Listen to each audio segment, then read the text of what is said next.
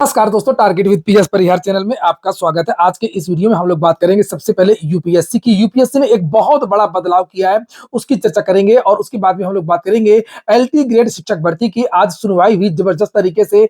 विद्यार्थियों के जो अधिवक्ता अशोक खरे ने क्या बहस किया, सरकार की तरफ से क्या कहा गया, और उसके बाद में टीआरई 4 विज्ञापन की एक और बड़ी अपडेट है। और फिर यूपी ट्रिपल एससी से जो नोटिस आज जारी हुई है, लोक सेवा आयोग में विद्यार्थियों ने आज धरना प्रदर्शन और ज्ञापन दिया। किस लिए दिया, इस पर भी चर्चा होगी। तो वीडियो को जल्दी से लाइक कर दें, शेयर कर दें। जिन छात्रों ने चैनल को अभी सब्सक्राइब न किया हो तो जल्दी से सब्सक्राइब कर लें, ताकि आप लोगों को इसी प्रकार की ऑथेंटिक अपडेट से सबसे पहले मिलती रहे। आगे बढ़ने से पहले एक सूचना है उन विद्यार्थियों के लिए जो विद्यार्थी प्रयागराज में रहकर के टीआरई 4 की तैयारी करना चाहते हैं।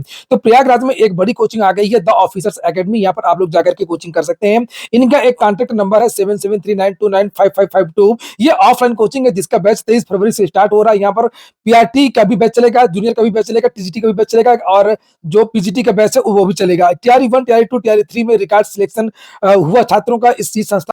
और ऑफलाइन कोचिंग का जो एड्रेस यहाँ पर लिखा हुआ है, आनंद भवन के पास, स्वराज भवन के सामने, कामधेनु रेस्टोरेंट के बगल में। तो यहाँ पर जाकर के आप लोग अपनी तैयारी कर सकते हैं तैयारी। वैसे यहाँ पर UP TT, super T, ET, CTT आदि के भी बैच चलते रहते हैं। चलिए बात कर लेते हैं यूपीएससी के बदलाव की। अब यूपीएससी ने एक बड़ा बदलाव कर दिया अपने नोटिफिकेशन। ये संघ लोक सेवा आयोग का जो कल नोटिफिकेशन जारी हुआ था, तो यहाँ पर restriction on applying for the examination, यहाँ पर कुछ लोगों के लिए रिस्ट्रिक्शन किया है। पेज नंबर 16 में ये आपको देखने को मिलेगा। और यहाँ पर लिखा हुआ है कि यहां पर इन्होंने कहा कि a candidate who is appointed to an Indian Administrative Service IAS और आईएफएस, अगर कोई भी विद्यार्थी पहले से ही चयनित हो चुका है आईएएस या आईएफ, तो वो 2026 की भर्ती के लिए आयोग। इसको लेकर के आज माहौल गर्म है और बहुत सारे समाचार पत्रों में भी इसको लेकर के जानकारी दी गई है। तो यहाँ पर प्रमुख बिंदु यहाँ पर लिखा हुआ है, लिखा संघ लोक सेवा आयोग ने सिविल सेवा परीक्षा 2026 का नोटिफिकेशन बुधवार को जारी कर दिया। आप लोग अपनी राय इसके बारे में लिखें, ये किस तरीके का बदलाव है, आप लोगों के लिए सही है या नहीं सही है। अगर आप मुझसे पूछेंगे तो मुझे तो लगता है ये बिल्कुल सही है। और इसमें लिखा है कि इसमें प्रयास और पात्रता से जुड़े नियमों में बड़ा बदलाव किया गया। अब चयन के बाद दोबारा परीक्षा देने के लिए आजादी पहले जैसी नहीं रहेगी। नए प्रावधानों में सेवा में रहते हुए बार बार परीक्षा देने का रास्ता बंद कर दिया गया है। वहीं आईएएस और आईएफएस को लेकर के पुराने नियम जस के तस रखे गए हैं। चयनित अफसर को एक बार परफॉर्मेंस बेहतर करने का मौका मिलेगा। जैसे किसी का 2026 में आईपीएस में सिलेक्शन हुआ है, तो वह 2027 में परफॉर्मेंस बेहतर करने के लिए परीक्षा देने के लिए आईपीएस को एक बार का मौका दिया गया है। वो भी कब, जब उसकी अनुमति, उसका विभाग जहां वो ट्रेनिंग कर रहा है वो विभाग उसकी अनुमति देगा, तब बहुत सारी कंडीशंस है उसकी, उस कंडीशंस पर उसको एक मौका दिया जाएगा। उसके बारे में नीचे लिखा भी है यहाँ पर कि उसके बाद अगर परीक्षा देना चाहता है तो उसे सेवा से इस्तीफा देना पड़ेगा 2027।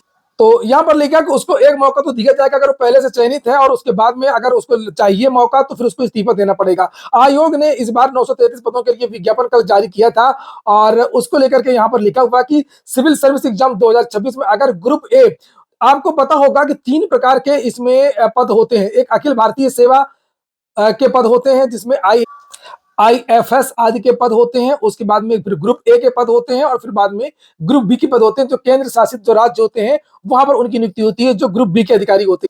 इसमें यह भी बताया गया कि सिविल सर्विस 2026 नोटिफिकेशन में अगर ग्रुप ए या आईपीएस मिलता है तो उम्मीदवार केवल एक बार यानी सीएसई 2027 में रैंक सुधारने का मौका मिलेगा। मौका तभी मिलेगा जब ट्रेनिंग ज्वाइन न करने पर वन टाइम का एग्जामिशन मिले, छूट मिले।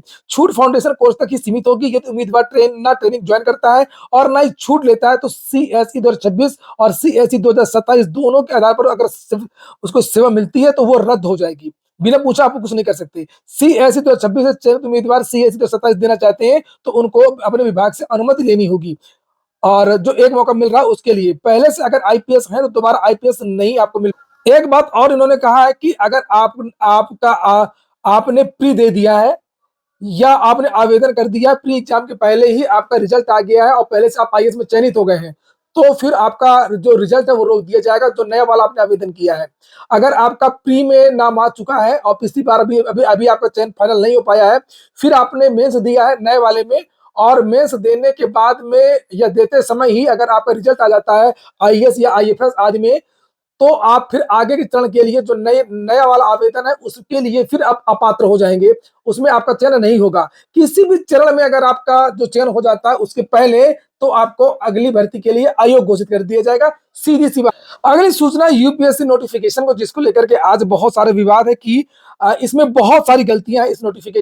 और जैसे यहाँ पर पेज नंबर 2 देखेंगे, ये नोटिफिकेशन मैंने खोला हुआ है और नोटिफिकेशन में देख सकते हैं आप लोग एग्जामिनेशन की स्पेलिंग इन्होंने क्या लिखी है और क्या होती है। इन्होंने लिखा है EXAMINAITON, जबकि स्पेलिंग होती है EXAMINATION। बात ये नहीं है, बात ये है कि ये यूपीएससी है जिसे दुनिया की सर्वाधिक प्रतिष्ठित और कठिन भर्ती माना जाता है, और ये ऐसा माना जाता है कि जो लोग इस कठिन परीक्षा को लेते होंगे और वो लोग जो नोटिफिकेशन बनाएंगे, पेपर बनाएंगे, तो वो लोग बहुत सही बनाते होंगे। जब हम लोग उत्तर प्रदेश लोक सेवा आयोग के धरना प्रदर्शन और हर जगह जाते हैं और चर्चा करते हैं कि संघ लोक सेवा आयोग में कोई गलतियां नहीं होती है, जबकि संघ लोक सेवा आयोग की इस नोटिफिकेशन में 50 से ज्यादा स्पेलिंग मिस्टेक है। तो अब जब इस तरीके की स्पेलिंग मिस्टेक्स हो सकती हैं तो आप लोग खुद सोचिए कि ये लोग पेपर में भी गड़बड़ी करते होंगे, आंसर में भी गड़बड़ी करते होंगे। इसी तरीके से मैं आपको कुछ गड़बड़ी आपको दिखा देता हूं।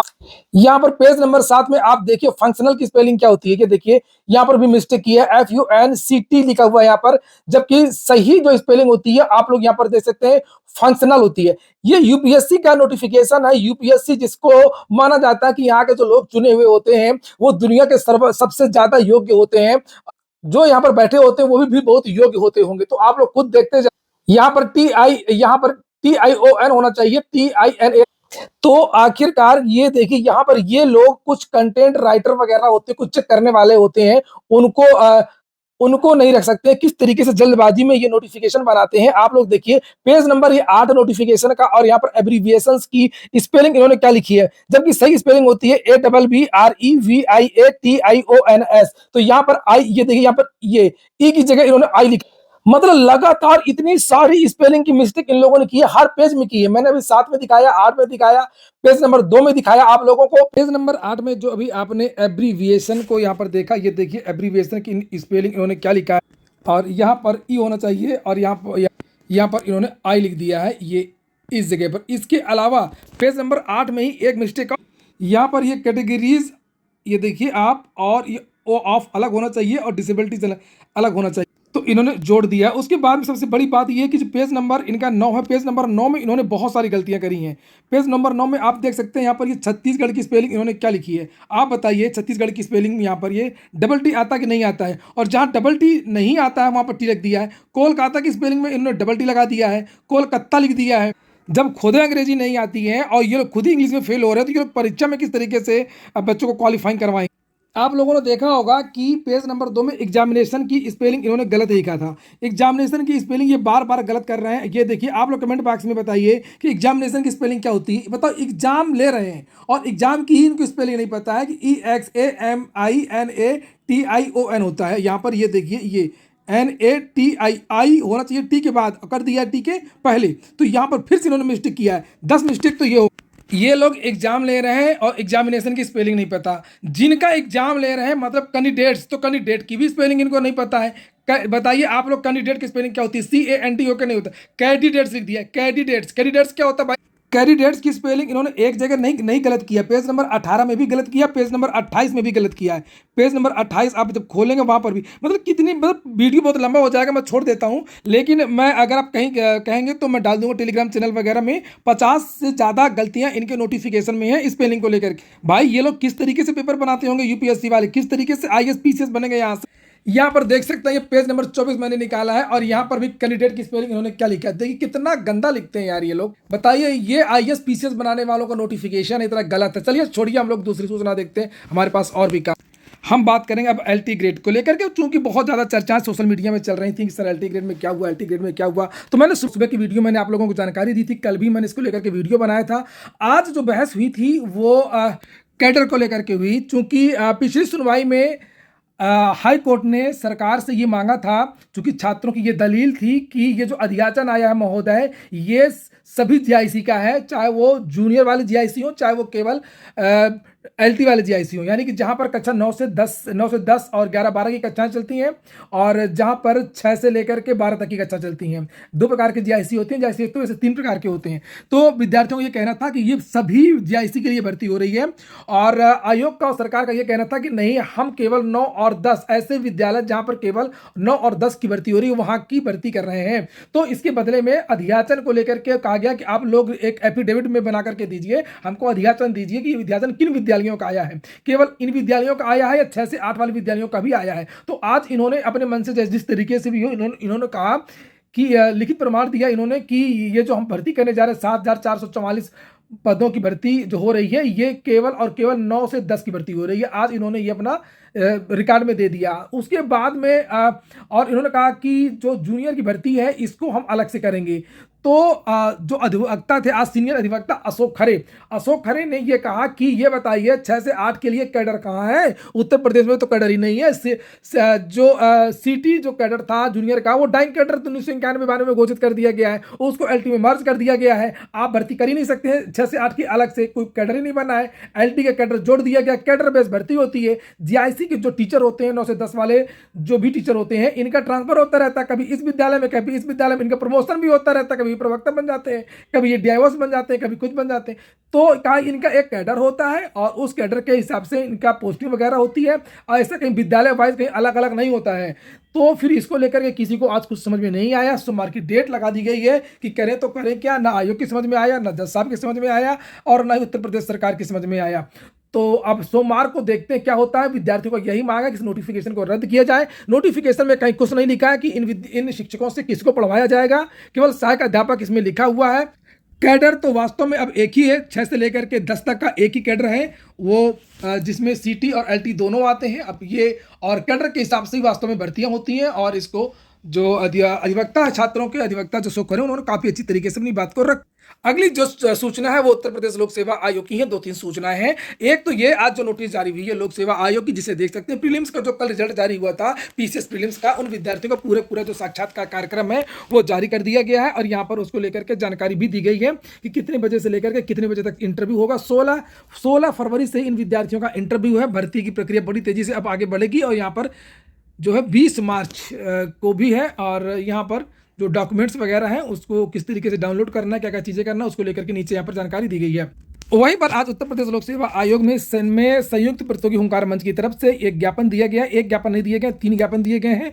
और यहाँ पर जो हमारा प्रिय झंडा है, ये देखिए राष्ट्रीय झंडा, वो भी इन अधिकारियों को दिया गया। ये दोनों उप सचिव जिनको आप लोग यहाँ पर देख सकते हैं। हालांकि इन लोगों ने 26 जनवरी को तो मना कर दिया था, लेकिन आज इन्होंने झंडा लिया और सम्मान लिया, और ज्ञापन को लेकर के अगर हम लोग बात करें तो 2-3 प्रमुख मुद्दे थे। एक तो ये कि ओटीआर में जो संशोधन की रोक है, 4 से ज़्यादा संशोधन नहीं कर सकते हैं, एक ये ज्ञापन दिया गया था। और एक टाइपिंग की जो डेट घोषित की गई है एआरओ की, तो ये कहा गया कि कम से कम 40 से 45 दिन का समय दिया जाए। और अचानक से आपने घोषणा कर दी है, विद्यार्थी प्रैक्टिस भी नहीं कर पाए। विद्यार्थी तो अभी तक मेंस की तैयारी कर रहे थे, एआरओ की मेंस की तैयारी कर रहे थे। 3-4 फरवरी को आरओ की मेंस हुआ है, और अचानक से आपने ये डेट घोषित कर दी है। एक बात ये, और सबसे जो बड़ा मुद्दा था आज वो था पीसीएस प्रीलिम्स जुलाई में करवाया जाए। इसको लेकर के विद्यार्थी ने ज्ञापन, ये आप लोग ज्ञापन देख सकते हैं। ये देखिए पीसीएस प्रीलिम्स को लिखा हुआ है दिसंबर के बजाय जुलाई अगस्त में करवाया जाए। एआरओ टाइपिंग टेस्ट में 40 से 45 दिन का समय दिया जाए।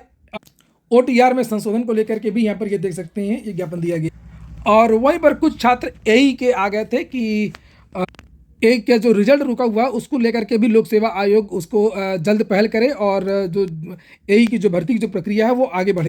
अगली सूचना उत्तर प्रदेश अधीनस्थ सेवा चयन आयोग की है। नेत्र परीक्षण अधिकारी की जो भर्ती हुई थी उसमें 5 विद्यार्थियों को बुलाया गया। उनके डॉक्यूमेंट्स के संबंध में उनसे व्यक्तिगत सुनवाई करनी है। औपबंधिक रूप से इनका चयन हुआ था, कुछ गड़बड़ी थी, और अब इनको जाकर के अपने डॉक्यूमेंट्स के बारे में सफाई दे। सीटेट के एडमिट कार्ड भी अपलोड कर दिए गए हैं, तो आप लोग जाकर के सीटेट के अपने एडमिट कार्ड भी डाउनलोड कर सकते हैं। एक और सूचना उन विद्यार्थियों के लिए जो विद्यार्थी तैयारी 4 का इंतजार कर रहे हैं। सुबह के वीडियो में भी मैंने आपको जानकारी दी थी, और आज के लगभग सभी समाचार पत्रों में भी इसको लेकर के जानकारी दी कि बिहार में 44,000 शिक्षकों की बहाली होगी। हालांकि ये समाचार पत्र की न्यूज़ थी, जिसमें ये बताया गया था कि 1 to 5 में कितनी भर्तियां होंगी, 1 to 8 में, और टीजीटी में और पीजीटी में। और लिखा प्राथमिक और जूनियर में 19,000, टीजीटी की 12,000, और 11-12 में यानी पीजीटी में 13,000 पदों पर भर्तियां। उसी को लेकर के जनता दल यूनाइटेड जो इनकी पार्टी है, नीतीश कुमार की उसके ऑफिशियल ट्विटर हैंडल से इसके बारे में घोषणा की गई, यानी नीतीश कुमार की तरफ से ऑफिशियल घोषणा हुई है कि ये जो भर्ती है वो कब आएगी। लिखा, राज्य में शिक्षा के विस्तार को और गति देते हुए शीघ्र ही 44,000 से अधिक शिक्षकों की बहाली की जाएगी। बिहार में गुणवत्तापूर्ण शिक्षा के सशक्तिकरण के लिए नीतीश सरकार पूरी तरह से कटिबद्ध है। पिछले 2 वर्षों में 3 चरणों में 2,27,000 से अधिक शिक्षकों की नियुक्ति हो चुकी है। और यहाँ पर यह बताया गया है कि बीपीएससी अगले माह जारी करेगा विज्ञापन, यानी मार्च के महीने में आपका विज्ञापन जारी होगा। ये हो गया आज का वीडियो को अच्छा लगा हो कि काम का हो तो लाइक बस कर दें। जिन छात्रों ने चैनल को सब्सक्राइब ना किया हो सब्सक्राइब कर लें। पूरा वीडियो सुनने के लिए बहुत बहुत धन्यवाद।